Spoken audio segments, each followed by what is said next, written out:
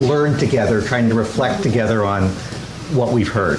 We're going to be doing this again at a more leisurely pace tomorrow afternoon with Jim and Ruth and Millie.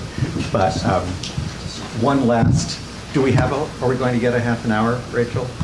Yeah, that I have no idea. We are hoping for a half an hour. It depends on certain decisions made by the people who run the faculty house. But we're hoping for a half an hour.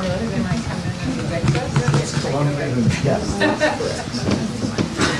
Yeah, just for the live stream. That's okay. We really did try. I think I messed it up anyway. Here, just take it away. So I really hate to be the person standing between you and Manhattan, or a Manhattan, whichever you're planning to do after this. But at least I have a different accent and I don't have any slides, so I'm going to give you some variety in that way. I wondered who's experiencing some cognitive dissonance? Anyone? I'm going to give some reflections. I wanted to do such an awesome job of this. It seemed like such a cool thing to be asked to do, and I'm totally freaked out that it's like just too hard to summarize what we heard today. And I want to say two disclosures. One is that I'm not a methodologist, so I'm not the person who's going to stand here and say, I feel like I learned this about how we can use different methodologies to answer. I can't do that, but I think someone tomorrow is going to give you that kind of help. And I also wanted to say that I'm probably in camp cautious, although sometimes I'm in camp impatient, so we'll see where I end up. Shuttling. Mainly I'm in camp cautious, especially after that prenatal stuff. So I just wanted to lay out what I was hearing and then hear from other people. And I did it kind of basically along the lines that Eric set up at the very beginning, which is, what were Elsie scholars thinking in 1990 when they worried about psychosocial impact? What's the history of that concern? What have we learned? And sort of where to from here, but again saying I'm not going to be able to give you very strong methodological recommendations. And the theme is going to be cognitive dissonance actually kind of throughout a little bit here. So I felt like on the one hand I heard what seemed like really kind of naive and silly accounts of people in 1990 worrying about genetics. So I was a kid in 1990, so it's not me, it's you or them. But in any case, I did feel like, what were they thinking, right? And I think some of what Celeste was saying made me pretty embarrassed, that we had this view of people as unsophisticated and actually, it turned out that they were pretty sophisticated and able to deal with complex information really quite a lot better than we thought. So on the one hand, I started wondering, were we naive people, Elsie scholars, naive and silly? But then I think Eric Junks made a really, compelling and really convincing case for taking seriously the lessons from the last 100 years of science, including very recent lessons from the AIDS crisis about various concerns that can actually happen as a result of different kinds of health information getting into people's records. So it's hard to know how to put together in a way, but the lessons from work like Celeste's work and some of the, I think, quite reasonable concerns that were driving at least Eric Junks in his early work in this area. We heard about a lot of isms, genetic essentialism, determinism, stigmatizationism, discriminationism, and one of the things about isms is they imply a lot, right? They imply a huge impact, a sweeping impact. You can't really have an ism if it sort of just happens a little bit sometimes, depending on the circumstances. Yet we've heard over and over again that a lot of the implications and impacts that people are interested in happen a little bit sometimes, depending on the circumstances, and more nuanced. And so putting together those concerns and those isms with the complexity of the data that people were presenting today, I think is definitely a challenge. Much of what we heard was that much of what's been measured has found little effect of receipt of genomic information. I want to put an asterisk on the word information because I'm going to say a couple of things at the end about language, which isn't anything much that people were commenting on, but it's something that kept occurring to me. So not much effect, and that's what Chris's analysis of those studies that he didn't write, he just analysed them, was showing. And yet we put that have to put that together with Alison and Barbara's presentations on really significant impacts on people of receiving certain kinds of genomic information in certain kinds of contexts, which could lead one to think that what we have learned is that some kinds of information, especially uncertain information, seem to have really significant impacts on people, and that context, in particular maybe the prenatal context, might really make a difference. So if you're learning information about yourself versus your fetus. So there's some nuance in there for sure, where that must allow for some of these findings of no effect or very little effect at an aggregate level, so from like very high up, but as soon as you get down a little bit in the weeds, you find that there are instances where there are significant effects, which just means that we were wrong and we were right, I guess. And then where to from here? I felt like already in the first session, like by which I mean not just today, but like the very beginning of today, we were butting up against the fact that structural pressures, constraints, political realities influence everything. Racism, sexism, social determinants of health, poverty, influence everything that we're interested in looking at. And yet we're not studying those things. We're studying this other thing, this sort of thing that happens on a next level of like, what happens when people receive this kind of genomic results, and we're already butting up against these massive pressures that really constrain and shape those in the first place.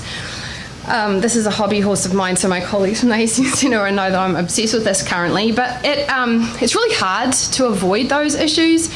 And right now in this country they're really politicised, and I think that creates really interesting and hard dilemmas for people working in the area, because you feel like you don't want to say anything about them or you don't have the expertise to address them, and yet that means that you might be silent, which feels like complicity. So those things around the social determinants of health and the contexts and political realities, I think, are really salient, and they just seem to me like they were right there at the very beginning.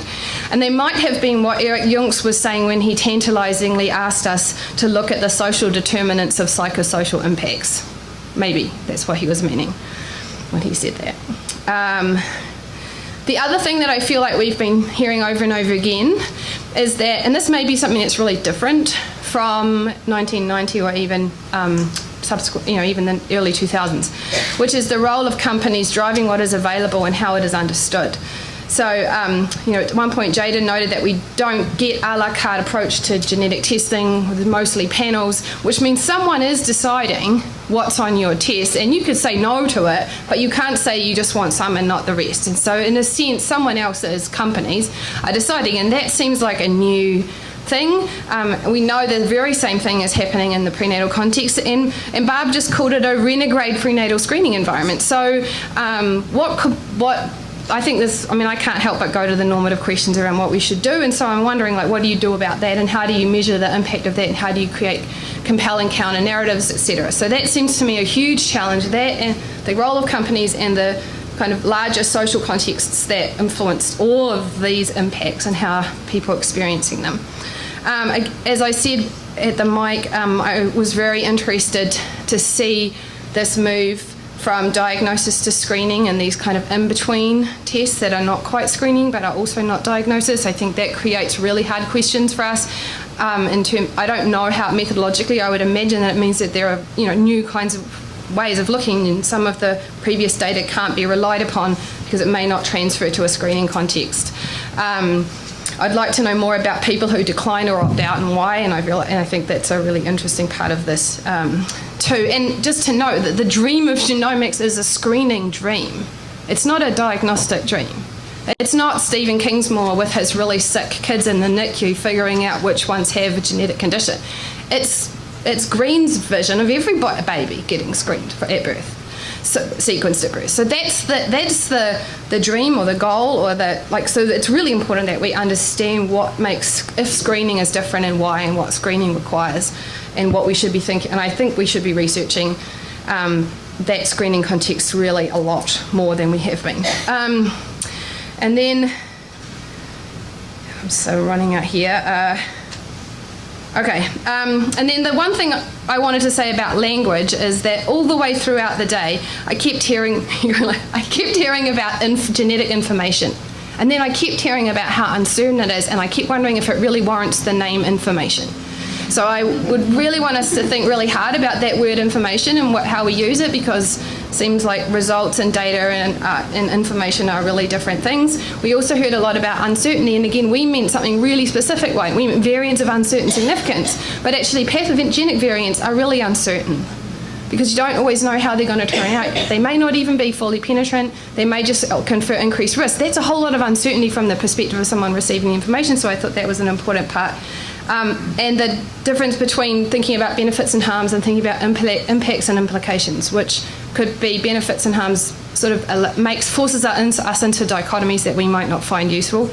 And then I also have been thinking a lot about psychosocial and Paul's observation about the social and psychosocial, and wondering what that might mean to research the social. And at one point, Alison was talking about patients who use the word you, like you get tested because you want to do that. And I wondered if that was starting to get at this idea of social, as in social norms around what one ought to do. So I just think it might be really hard to research the social part and social changes, but that might be one way into that. So those are my reflections. You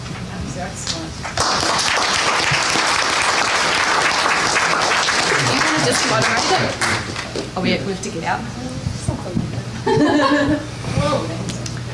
Josie, thank you so much for that that wonderful set of remarks. It was very helpful. I'm sorry to say that we're going to have to end now. I don't fully understand. It has to do with the people who work here needing to get home. That's fair enough. So I'm sorry that we're ending a little sooner than we planned. I promise that you're going to get tomorrow lots more chances to raise lots more questions and do lots more synthetic thinking. So I look forward to that. I thank all of the speakers today who did just a really wonderful job. So thank you all, and I'll see you tomorrow, same time.